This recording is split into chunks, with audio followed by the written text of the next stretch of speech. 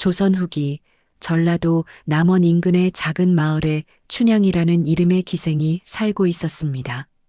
그녀는 25의 나이로 이미 기적에서 물러나 작은 주막을 운영하며 홀로 살아가고 있었습니다. 오늘도 손님이 없구나. 이러다 주막 문을 닫아야 하는 거 아닌가. 춘향은 한숨을 쉬며 장독대의 된장독을 들여다보았습니다. 쌀도 얼마 남지 않았고 반찬거리도 떨어져 가고 있었습니다. 바로 그날 저녁 비가 억수같이 쏟아지기 시작했습니다. 천둥과 번개가 치는 가운데 주막 문이 급하게 열렸습니다. 주인장, 잠시 비를 피해가도 되겠소? 문을 열고 들어온 사람은 온몸이 흠뻑 젖은 선비였습니다. 그는 서른 즈음으로 보였고 비록 옷은 젖었지만 품이 있는 차림새였습니다. 어서 오십시오. 이리 들어오셔서 옷부터 말리시지요. 춘향은 급히 마른 수건과 깨끗한 적삼을 가져다 주었습니다. 선비는 고맙다는 인사를 하고 옷을 갈아입었습니다. 주인장, 실은 제가 한양으로 과거를 보러 가는 길인데 이 비에 길을 잃고 말았습니다. 그러셨군요. 배고프시겠어요. 제가 따뜻한 국밥을 끓여드리겠습니다. 춘향은 남은 쌀로 정성껏 국밥을 끓였습니다. 선비는 그 국밥을 맛있게 먹으며 춘향에게 물었습니다. 주인장께서는 혼자 이 주막을 운영하시는 것입니까? 예, 그렇습니다. 원래는 기생이었으나 이제는 기적에서 물러나 이렇게 근근히 살아가고 있습니다. 기생이셨다니. 그럼 시나 노래의 조예가 깊으시겠군요. 춘향은 살짝 미소를 지으며 고개를 끄덕였습니다. 밤이 깊어지자 비는 더욱 거세게 쏟아졌습니다. 선비는 춘향에게 하룻밤 묵어가도 되겠냐고 조심스럽게 물었습니다. 물론입니다. 손님방을 준비해 드리겠습니다. 그런데 문제가 생겼습니다.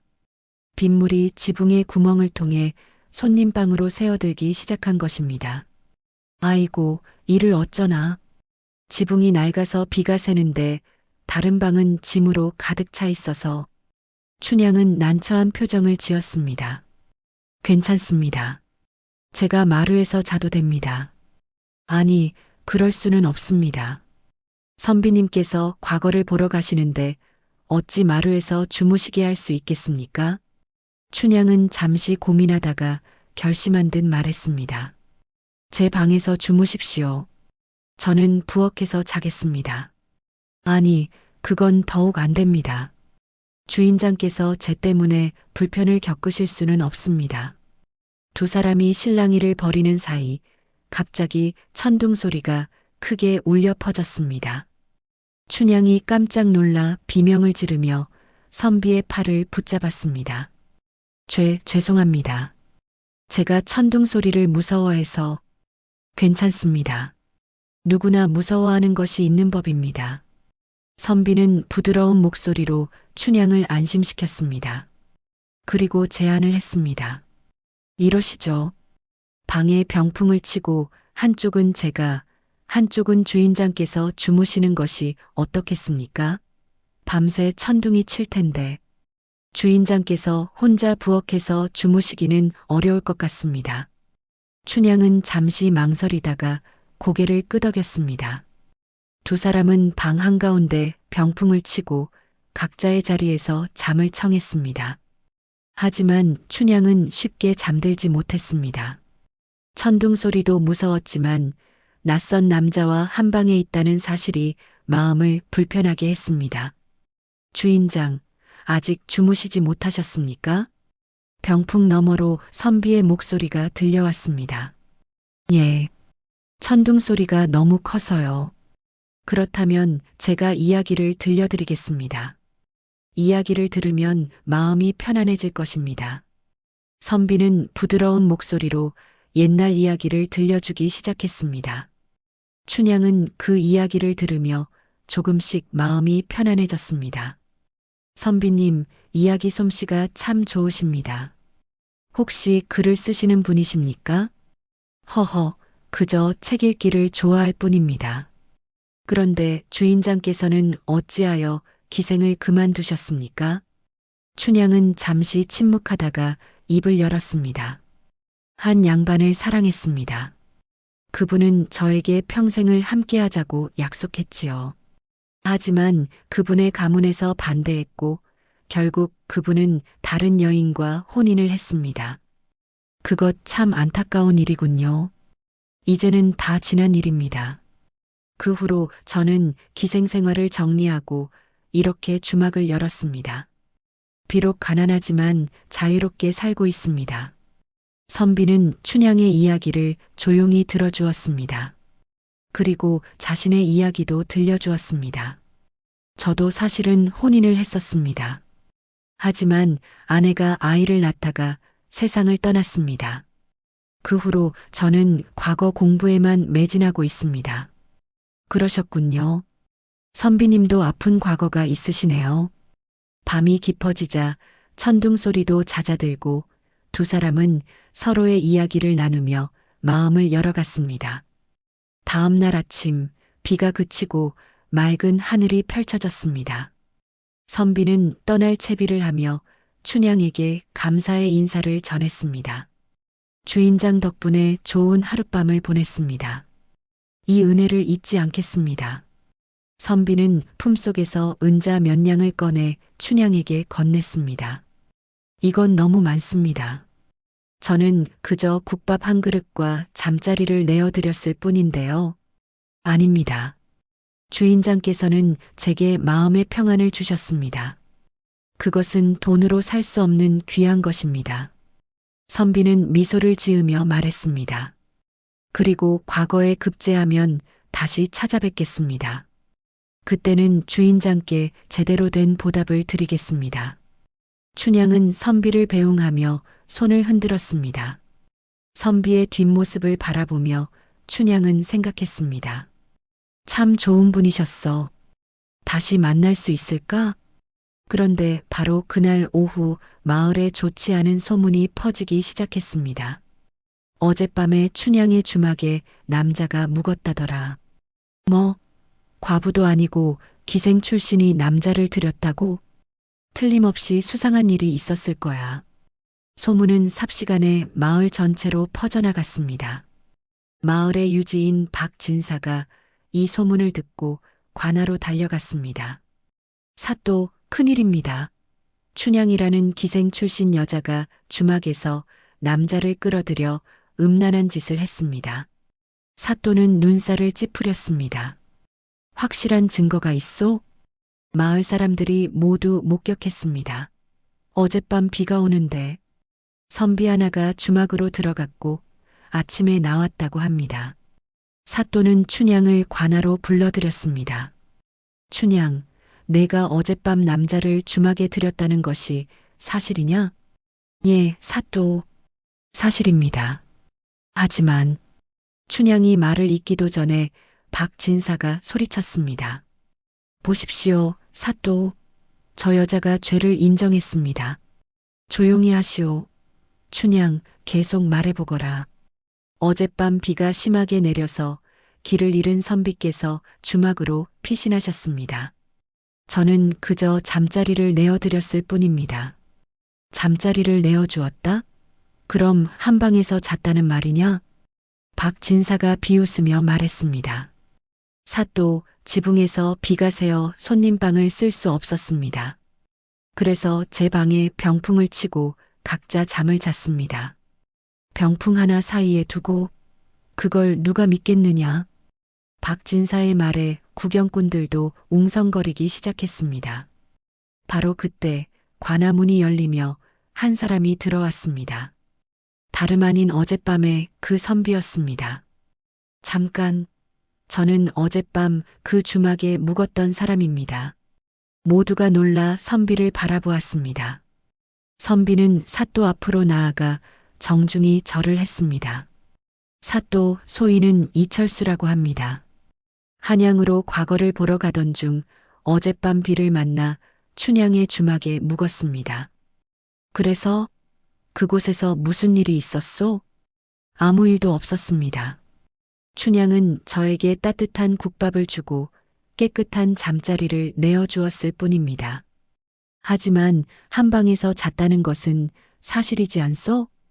예, 사실입니다. 하지만 병풍을 사이에 두고 각자의 자리에서 잤습니다. 춘향은 제가 천둥 소리에 놀랄까봐 이야기를 들려주며 밤을 지새웠습니다. 선비는 품속에서 무언가를 꺼냈습니다. 이것을 보십시오. 제가 어젯밤 쓴 시입니다. 그것은 깨끗한 종이에 정성껏 쓴 한 시였습니다. 빗소리 듣는 외로운 밤, 낯선 주막에서 만난 따뜻한 마음, 병풍 너머로 들려오는 위로의 말, 그 은혜 평생 잊지 못하리. 사또가 시를 읽자 관아가 조용해졌습니다. 만약 제가 춘향과 음란한 짓을 했다면 이런 시를 쓸 수 있었겠습니까? 저는 춘향의 순수한 마음에 감동받았을 뿐입니다. 박진사가 여전히 물러서지 않았습니다. 그건 선비의 일방적인 주장일 뿐입니다. 증거가 있습니까? 바로 그때 관아 밖에서 여러 사람들이 몰려들어왔습니다. 사또, 저희가 증언하겠습니다. 그들은 춘향의 주막 근처에 사는 사람들이었습니다. 저희는 어젯밤 춘향의 주막을 지나가다가 창문 틈으로 안을 보았습니다. 병풍이 쳐져 있었고 두 사람은 각자의 자리에서 조용히 이야기를 나누고 있었습니다. 맞습니다. 저도 봤습니다. 춘향은 병풍 너머에서 선비에게 차를 내어주고 있었습니다. 그 모습이 참으로 정숙해 보였습니다. 증언이 이어지자 박진사의 얼굴이 붉어졌습니다. 사또가 판결을 내렸습니다. 춘향, 그대는 어려움에 처한 나그네를 도왔을 뿐이요. 비록 한방에서 잤으나 병풍을 치고 예를 지켰으니 이는 죄가 아니요. 감사합니다, 사또. 그리고 박진사. 사또가 엄한 목소리로 박진사를 불렀습니다. 그대는 확실한 증거도 없이 한 여인의 명예를 훼손하려 했소. 이것이야말로 죄요. 앞으로 조심하시오. 박진사는 아무 말도 하지 못하고 고개를 숙였습니다. 관아를 나온 춘향과 선비는 주막으로 향했습니다. 선비가 조심스럽게 말을 꺼냈습니다. 춘향, 제 때문에 고생하셨습니다. 아닙니다. 선비님께서 저를 위해 돌아와 주셔서 감사합니다. 사실 저는 과거를 보러 가다가 춘향이 공경에 처했다는 소식을 들었습니다. 그래서 급히 달려왔습니다. 선비는 잠시 망설이다가 말을 이었습니다. 춘향, 제가 과거에 급제하면 정식으로 혼담을 청해도 되겠습니까? 춘향은 놀란 표정으로 선비를 바라보았습니다. 저는 기생 출신입니다. 선비님 같은 분과 어울리지 않습니다. 춘향의 과거는 중요하지 않습니다. 저는 어젯밤 춘향의 따뜻한 마음을 보았습니다. 그것이면 충분합니다. 춘향의 눈에 눈물이 맺혔습니다. 감사합니다. 선비님. 하지만 먼저 과거에 급제하시는 것이 중요합니다. 제 대답은 그 후에 드리겠습니다. 선비는 미소를 지으며 고개를 끄덕였습니다. 그로부터 석 달 후 놀라운 소식이 마을에 전해졌습니다. 이철수 선비가 과거에 장원급제했다는 것입니다. 춘향? 큰일 났어. 그 선비가 장원급제했대. 마을 사람들이 춘향의 주막으로 달려와 소식을 전했습니다. 며칠 후 화려한 가마가 춘향의 주막 앞에 멈춰 섰습니다. 가마에서 내린 사람은 관복을 입은 이철수였습니다. 춘향, 약속을 지키러 왔습니다. 이철수는 정중히 춘향에게 청혼했고 춘향은 기쁜 마음으로 승낙했습니다. 혼례식 날 마을 사람들이 모두 모여 축하해 주었습니다. 처음에 춘향을 비난했던 사람들도 진심으로 축복을 보냈습니다. 춘향, 정말 좋은 인연 만났어. 그래, 착한 일을 하면 복을 받는구나. 박진사도 혼례식에 참석해 사과의 말을 전했습니다. 춘향, 내가 잘못 판단했소. 용서해 주시오. 춘향은 웃으며 대답했습니다. 다 지난 일입니다. 이제는 모두 잊겠습니다. 혼례를 올린 후 이철수와 춘향은 한양으로 올라갔습니다. 이철수는 벼슬길에 올라 백성들을 위해 일했고 춘향은 훌륭한 아내이자 어머니가 되었습니다. 세월이 흘러 두 사람은 아들 둘과 딸 하나를 낳아 행복하게 살았습니다. 어느 날 이철수가 춘향에게 말했습니다. 여보, 그날 밤을 생각하면 참으로 운명 같습니다. 맞아요. 비가 오지 않았다면, 지붕이 새지 않았다면 우리는 만나지 못했을 거예요. 그리고 당신이 용기를 내어 저를 받아주지 않았다면 말이죠. 두 사람은 서로를 바라보며 미소를 지었습니다. 훗날 이철수는 높은 벼슬에 올라 가난한 기생들을 위한 복지 정책을 만들었습니다. 기생들에게도 새로운 삶을 시작할 수 있는 기회를 주었습니다. 사또 어찌하여 기생들을 도우시는 것입니까? 나의 아내가 기생 출신이기 때문이요. 그들도 우리와 같은 사람이며 새로운 기회를 받을 자격이 있어. 이철수의 정책은 많은 기생들에게 희망을 주었고 그들 중 많은 이들이 새로운 삶을 시작할 수 있었습니다. 오늘의 이야기 기생의 은밀한 거래는 여기서 마치겠습니다. 한 사람을 향한 순수한 마음과 용기가 얼마나 큰 변화를 만들어낼 수 있는지를 보여주는 이야기였습니다. 과거나 신분이 아니라 사람의 진심이 가장 중요하다는 교훈을 담고 있습니다. 시청해주셔서 감사합니다. 구독과 좋아요, 알림 설정 부탁드립니다. 다음에도 더 좋은 이야기로 찾아뵙겠습니다.